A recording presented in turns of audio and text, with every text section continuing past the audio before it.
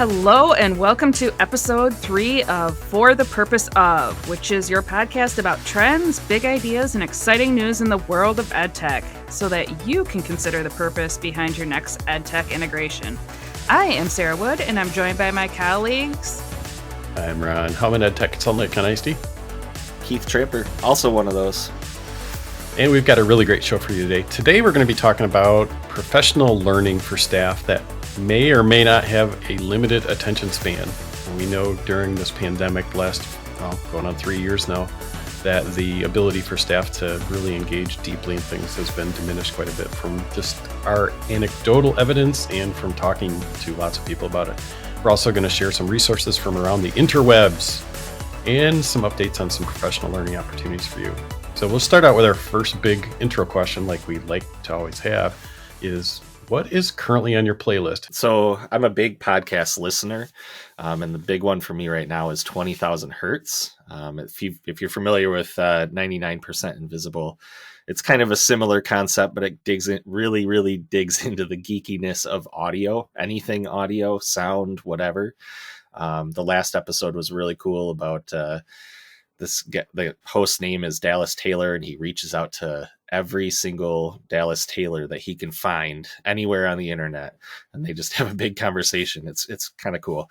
So go check that out. And my music right now, I just made a playlist for the big game. I'm super pumped to go back to some of the music, which may not be school appropriate, so don't go looking for this playlist right now. But I'm excited to see some of those artists from back in my youth. And the show that I've been watching lately, we're on my wife and I are on our third watch through of New Girl, which is one of our favorite shows. And we're super excited because they just came out with a podcast called Welcome to Our Show with 3 of the stars from the show kind of unpacking what went into that show. I wish I had that much time in my commute, but my commute's way shorter than yours, so I have time to listen. I did not know they had a podcast. I'm in. Yeah. Yeah. Okay, Sarah, you're up next then. I'd have to say I don't listen to podcasts all that much. So usually when I do, it's usually when I'm going to pick up my kids from school. But I like the podcast This Teacher Life by Monica Genta. They're short, 15, 20 minutes, enough to get me through my drive, but it's also, she's very invigorating. It's hard to not play off her energy. I can't imagine what it's like being in her classroom. I would love to, but I can't imagine how she feels at the end of the day if she is on all the time, but I'm there for it in that 20-minute drive.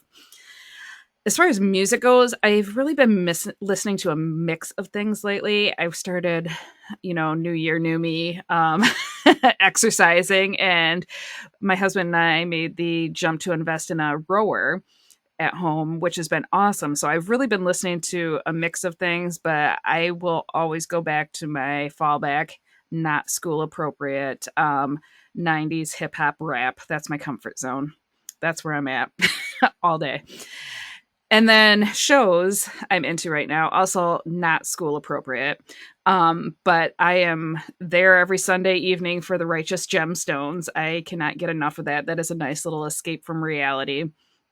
But really what I'm excited for is season 6 of Outlander. So all my Outlander friends who just plowed through that latest book and are just ready for season 6, I'm there with you. Can't wait for it. Okay. I'm finding I need to subscribe to more subscription services that I forget to cancel. So in my list right now, I'll go with the streaming stuff first. I'm watching just a couple series. One is called Raised by Wolves. And Raised by Wolves is a very strange dystopian thing that happens kind of in the future where the Earth is uninhabitable, and some scientist guy sends people to go inhabit the planet Kepler 22b, which apparently is inhabitable. He sends a couple androids and then another group of folks. It's really weird about how these androids they're there to repopulate Kepler 22b along with this other community. It's really worth watching because it's got some pretty big questions in there. Next one, another space one. This one's called The Expanse, which is really cool too. If you haven't heard of The Expanse, it's really worth watching.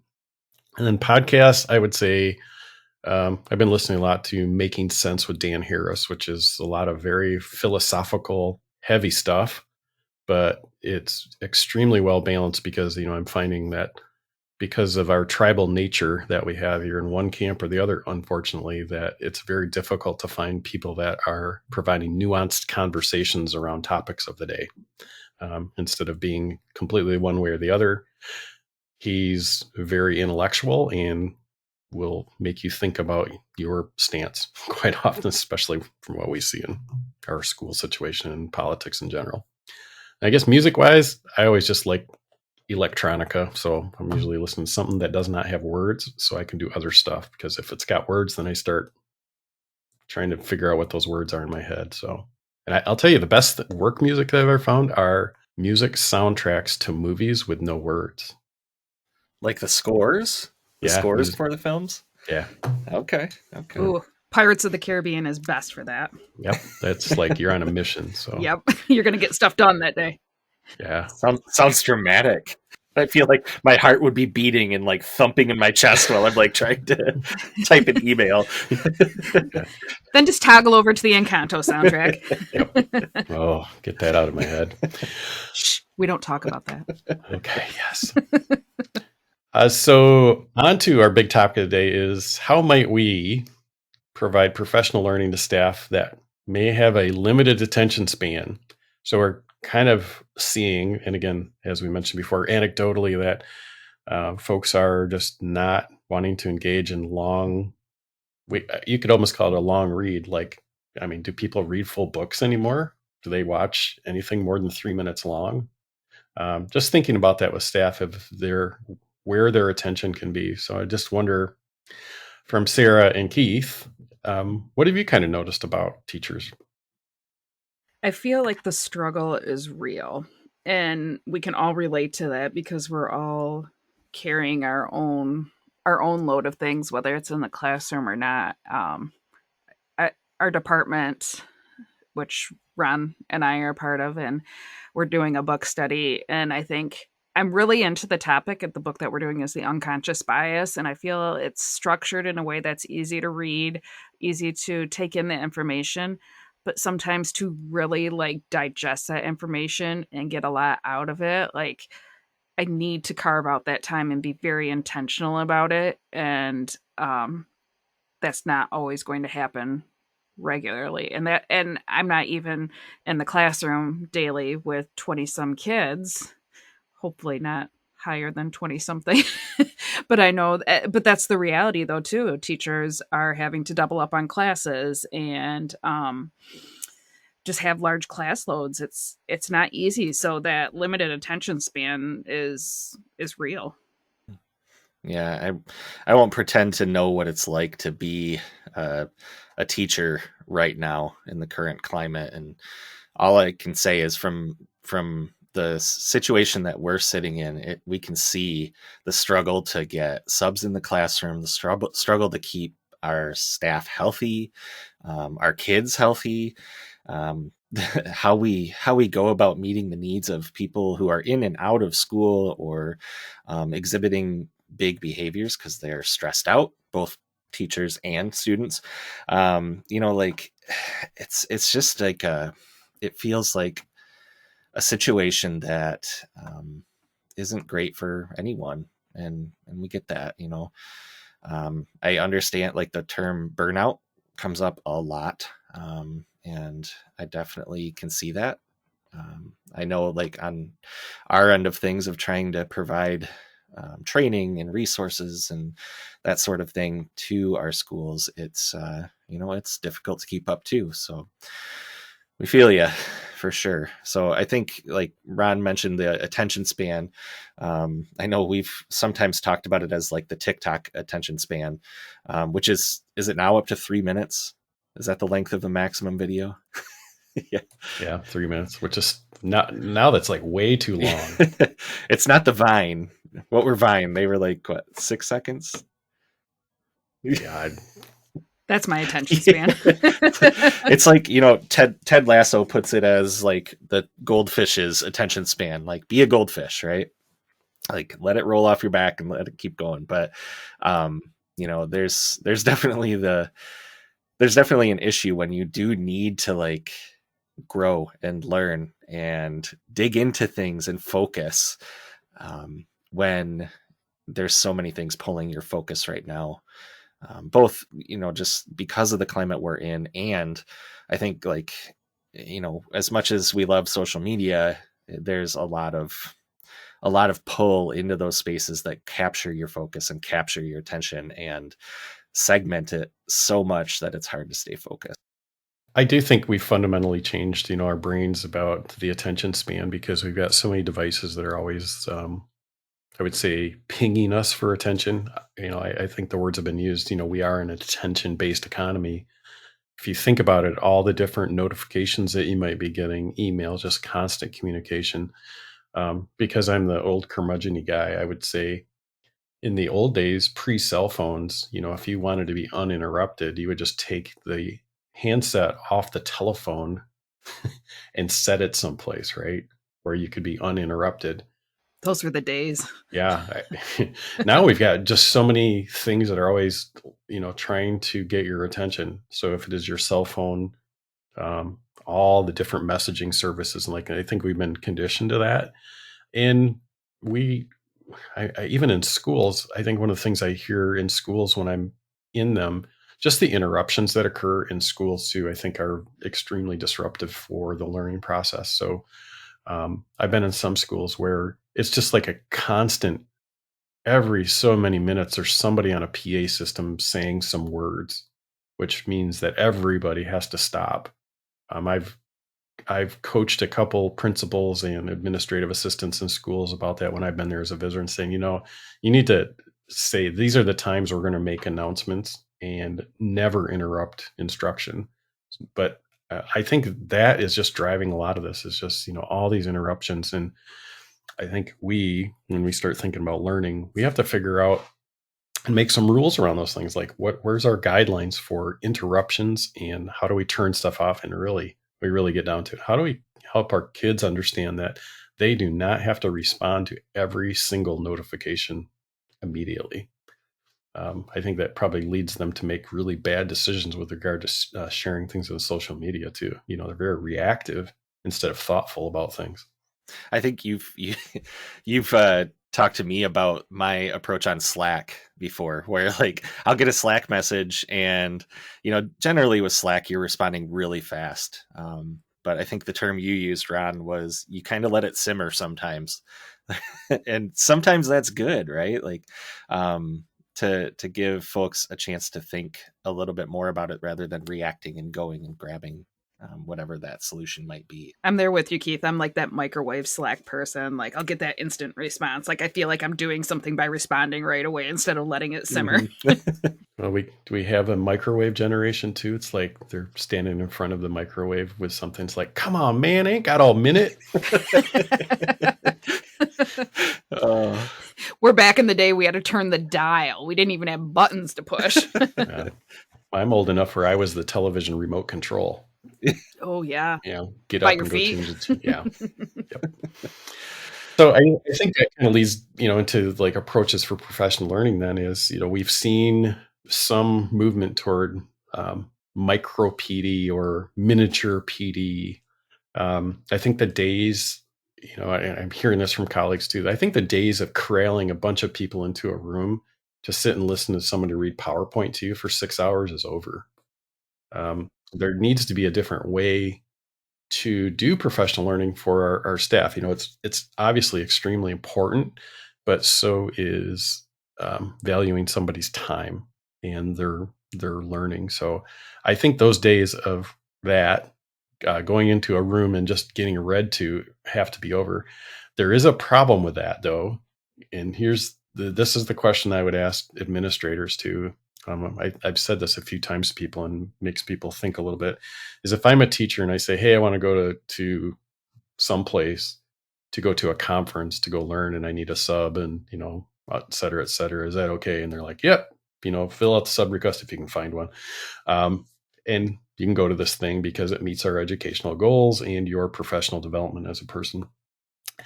If that same person nowadays says, hey, I want to stay home on Wednesday and go to a Zoom conference that's a professional learning, and I need to get a sub in my classroom, do an online thing, and they ask the principal that. The answer to that is generally no. So there's more value placed on sending somebody to a building someplace to go hang out with a bunch of people in a room versus allowing that person to do almost the exact same activity, but at their house. Well, you know their butt's going to be in a seat somewhere. Yeah. I guess that's the thing is, when do we get to this point with professional learning that folks have an understanding that, your butt in a chair doesn't equal engagement or work or learning. If I just can't see you, but online there's still you can do the exact same thing online. So Yeah. I just wonder what you guys think about that model. It makes me question sometimes, like, we teachers will do anything for their students to give them the accommodations that they need, any remediations. We will go and do whatever we need to, but sometimes it's frustrating because those same needs are not being met for the teacher as a learner. When we need those accommodations or we need that grace, we need to learn in our own way, just like we do for students. And I mean, if I can be just as active on a Zoom call at home in comfy clothes, my learning will be 10 times better what it will be opposed to sitting in a room with a bunch of people. Granted, I will love the relationships and things that brings, but I'm also that person who will stare out the window and be like, squirrel. Like I can focus in better when I am in that quiet learning environment. That's what I need. And I know everyone's different too. So I think those, like, leading into kind of where I think Ron was going, like those micro learning opportunities are awesome for me because I can do it on my own time in my own way. And that's what meets my needs as a learner. Mm-hmm. And I have to say, introverts unite or don't. Separately. Unite separately. There you go. From a distance. Right. I'm with you. I think, being the ability to join a Zoom meeting and learn, I do just as well at home when I can sit in comfy clothes and run upstairs and grab coffee if I need it. But you're right too. Like, I think there's just been a major change in the needs of teachers and the needs of professionals in general in the last 2 years.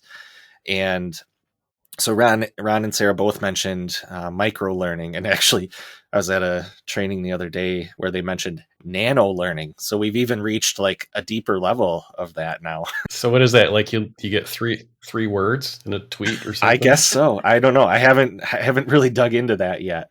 But we have at Ken ISD been playing around actually since the beginning of the pandemic. We sort of have been playing around with some of these different approaches to micro learning, as you would call it. So I think our first attempt was around a tool called Isd, which sent out text messages. So it was essentially like you would jump into a course and you would get a daily text message with content in it, not a link to go and click anywhere.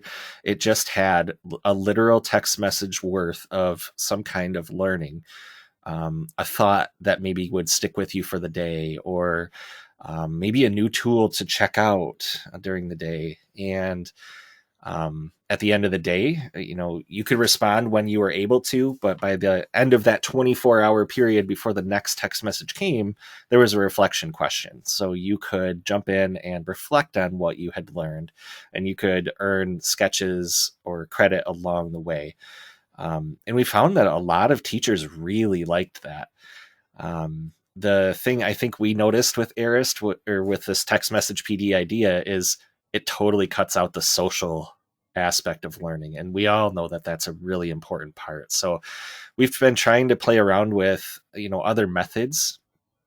Sarah kind of built you call it EdTech Cheer, which has been an ongoing thing since I was at the school that we worked at together. But do you want to talk a little bit about your approach to microlearning with EdTech Cheer? Yeah. After hearing Keith's experience with Arist and reflecting on that, I feel like it's constantly in the back of our mind. How can we make the learning public? How can we get that interaction going among teachers? And I don't want to, push something that's not a good fit for the model, but I think it's going to be a matter of trying some things out and seeing what works. And one thing I tried, and it was kind of just capturing reflections and learnings with EdTech Cheer, is to present a topic, have teachers do a little bit of exploration, and then respond to a reflection question. And that reflection question was presented through Google Forms, and so I could publish the results anonymously to the website so people could see the other reflections that people had on that particular topic. It's great, but not really a great way to get actual conversation going. So if you're reading through the other responses, you can see, oh yeah, so and so posted this. I'd like to build upon that, but it gets lost in the mess of responses where you can't really have like a nested conversation. So I know that's a learning area for me as far as how to do that. But as far as how I push that out, I did daily emails as well as text messages through talking points so that people could kind of customize how their responses came to them. I wanted to provide different options. Some people like the text message, some people wanted the email. I think it just goes back to learner preferences and how do we find that happy medium for how teachers would like that delivered. So, Ron, I have a question for you.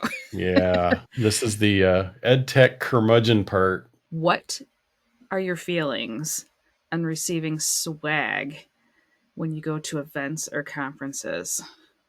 I've been to many, many, many conferences. And one of the things that I've found, I don't know if you guys have done this, go to a conference, like whatever it might be, you go in, you get a tote bag, and sometimes it's just filled with stuff. If you ever notice, you go to a conference, the first stop that most people make with that bag full of stuff, trash can, yes, to unload everything. So instead of your conference experience being you have this canvas bag full of stuff, mostly flyers from vendors because the vendors pay to have those things stuffed into a bag. And then your first stop is to the trash can to completely unload all this stuff. I want us to also think about what we're doing to our teachers. I've seen quite a few attempts at providing teachers swag as a way to help them through the last couple of years. So that is like gifty sort of things. And crappy swag is a really bad way to say thank you to a teacher. If you're going to appreciate me and your teachers as a person, I would rather not have the swag and you just say something nice to me or you give me a handwritten note. But don't try to buy me off with something that's like uh, it's immediately going to be put in the trash can or I'll never find useful. So just consider consider what it is that you're giving somebody. So Sarah and I talked the other day of like what would be the most useful thing that you ever received at a conference or from somebody, and it has to be something that's practical that you use almost every day. And I know Sarah probably has one. I have one that I really like. It's a fake Yeti mug, like the Ozark Trail version of a Yeti for $8 that I put a sticker on. I use it every single day and it's useful and it reminds me of something, a good thing. What have you guys gotten that like is the worst swag and the best swag? It was interesting when I was thinking about that, and I kind of posed the question to our team about that because I know we all kind of have our little areas that we go to for conferences or events, and they're very different in our IT department. And even I'm sure what Keith attends as far as what he hears from his teaching and learning department. But if I receive another microfiber little cloth to clean my glasses or another screwdriver, I'm just going to go nuts that I can't take any more of those. So they were good at first. But yeah, I mean, I love a good t-shirt.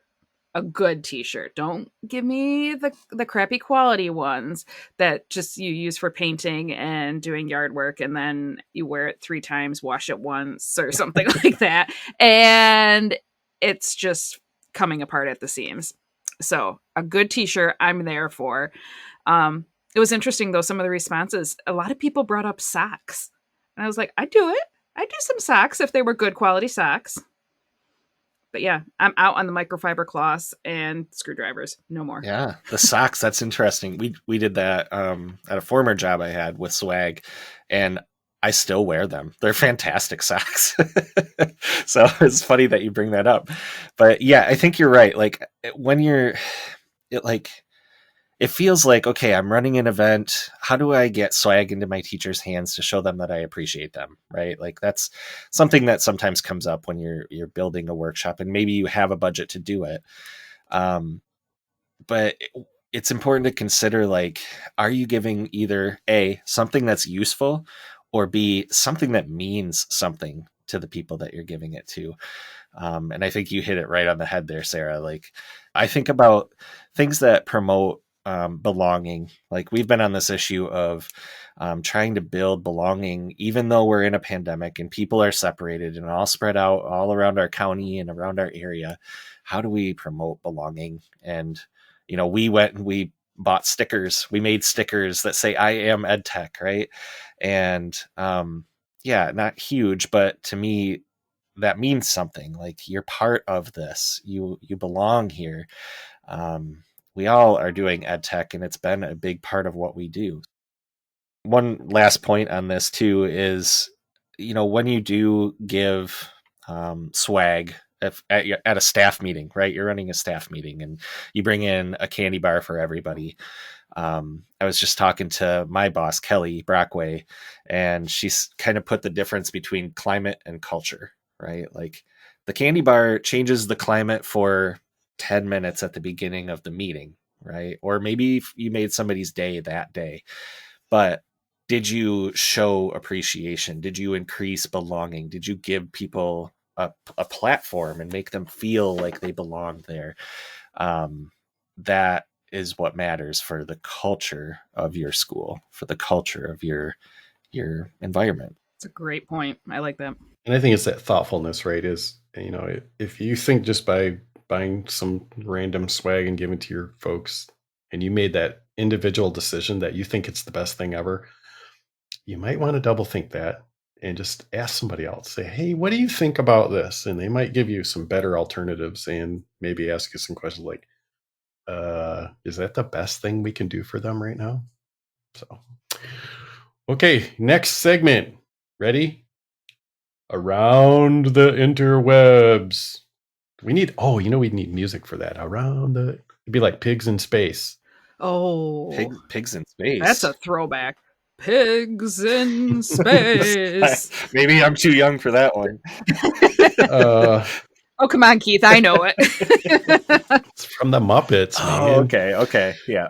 So we're going to just give you a very short take on some of the things that we would like to either resurface, brand new stuff out on the web. My first one, that I'll just give you my only one, is the Michigan Electronic Library, known as MEL. So if you go to mel.org, many teachers don't know about this site, which is interesting, but there is so much stuff on MEL that you can use from K to 20. This is the place on the web for those of you that live within the state of Michigan. Many of the resources there are based on your geolocation. So where you're located in Michigan opens up a whole bunch of different avenues for you, from databases that are not publicly accessible to curriculum items that you can use directly in your classroom. Many of them are what we call open education resources. There's a lot of really neat database stuff in there too that is frankly helpful depending on your propensity for doing something. One that I use every once in a while, they've got a really great section in there that you can find repair manuals for your vehicles. Ooh, which are not publicly accessible on the internet. It's usually a subscription where you can find the exact part number that you may need to order to fix that thing that's been driving you nuts or whatever it might be. Because nowadays, holding on to the car that you have is really valuable, because go try to find another one. It just ain't working out. But take a look at Mel if you've not been there in a while. You'll find just amazing resources there. And again, it seems to be forgotten by a lot of folks, just because I know it's well publicized. I think many of these things you almost have to have it in your head and be part of your regular bookmarks and tour as you're building lessons or looking for stuff for your kids. Yeah, I have to say the biggest thing that Mel offers for me anyways is consumer reports. So anytime that my wife and I have gone and made a purchase for our home, or like appliances or brand new TVs or something like that is the time we go and look on Mel and find the consumer reports for whatever the thing is that we're looking for, new car, whatever. That's a huge resource, and it's so nice that it's just there on Mel. I think Mel's like one of the like true OG research places to go. And I know I completely underutilize it. So I'm so glad you brought that back up, Ron.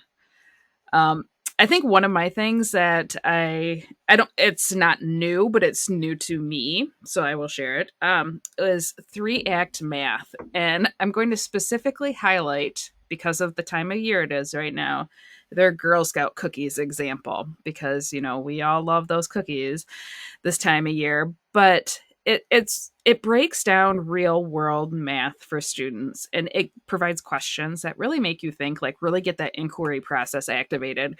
So like the Girl Scout cookies ones has I can't remember if it's a van or an SUV, but open the trunk. How many boxes of Girl Scout cookies could you fit in that trunk? So you have to do the math knowing the dimensions of the boxes, also knowing the dimensions of the trunk space and that, but it's just a lot of things.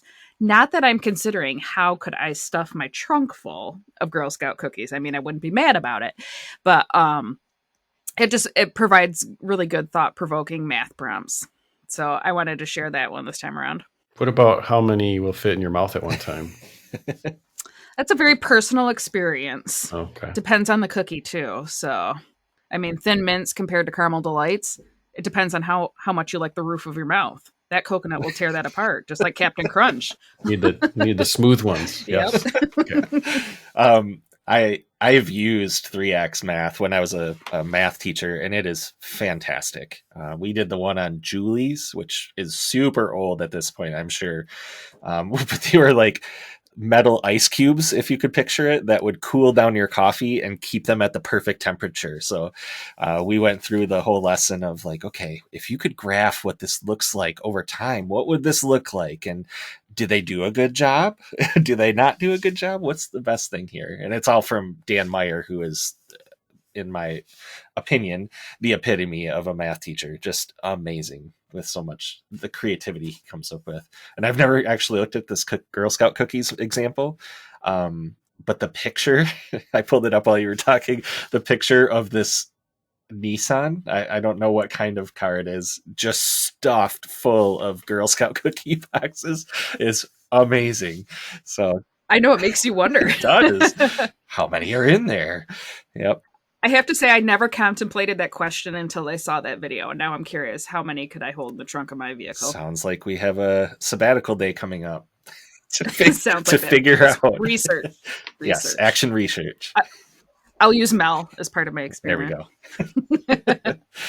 All right. I'm going to share around digital citizenship, which I know is something that comes up for anyone in the world of EdTech. Recently, one of the people that I look up to, some might even call her my EdTech crush, is Dr. Kristen Matson. And she teamed up with Leanne Lindsay maybe a year or two ago to create the EdTech doctors, or the DigCit doctors, sorry. And they created recently a digital citizenship framework focusing on 4 different strands. So you kind of have your digital safety and your media and information literacy portion, which is kind of, when you think about digital citizenship, that's to use Sarah's term, the OG strands of digital citizenship. But moving beyond that, the current things that our students focus on and run into is far more robust than just safety and information literacy. So they get into 2 additional strands that are more current called Digital Wellbeing and Social Responsibility. So I won't get into all the details of it, but the framework is very simple and easy to understand. But they also include crosswalks between their framework and the ISTE standards, which we know as the MyTechs, our Common Core standards, the CASEL standards, that's the SEL standards, NGSS, the C3 framework, and a number of other things. So regardless of what you teach, there's a way to kind of pull in digital citizenship into what you do. So definitely worth checking out. And it's nice that somebody just kind of put it all together in a cohesive place. So I think this brings us to kind of our ending part here about upcoming opportunities that we have going around. Some things I just wanted to share. Of course, our EdTech friends want to encourage you to attend the McCall Conference, which will be in Grand Rapids this year from March 16th through 18th. The Thursday and Friday being those primary days of in-person conference. So register soon. That early bird registration ends March 2nd. So to get that reduced pricing. Some of our Isd offerings, we have Virtual Make and Takes, which is our year-long series. Super fun. PD on your own time. February, we had data trackers, and in March, we will have choice boards, and those are both live, so you can go ahead and even work ahead a little bit on those.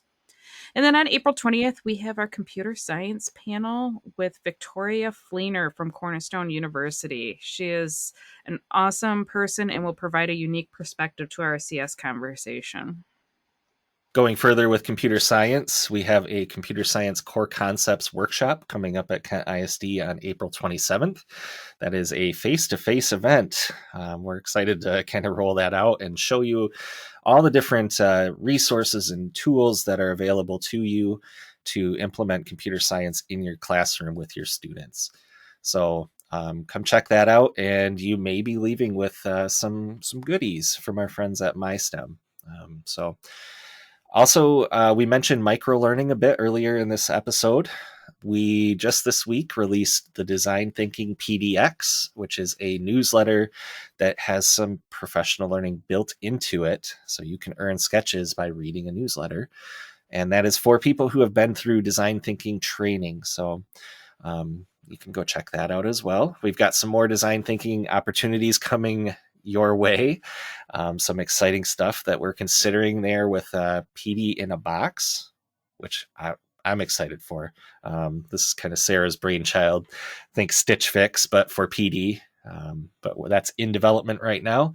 And a design thinking workshop is kind of in the works as well for those of you that want to get into design thinking. You can find all of our EdTech offerings at bit.ly/IamEdTech. All right, and just a couple other fun things to note. The REMC Association of Michigan, also known as just plain old REMC. If you go to remc.org, you will see a crazy amount, like usually 20 per month, of professional learning that you can take part in. They're all free.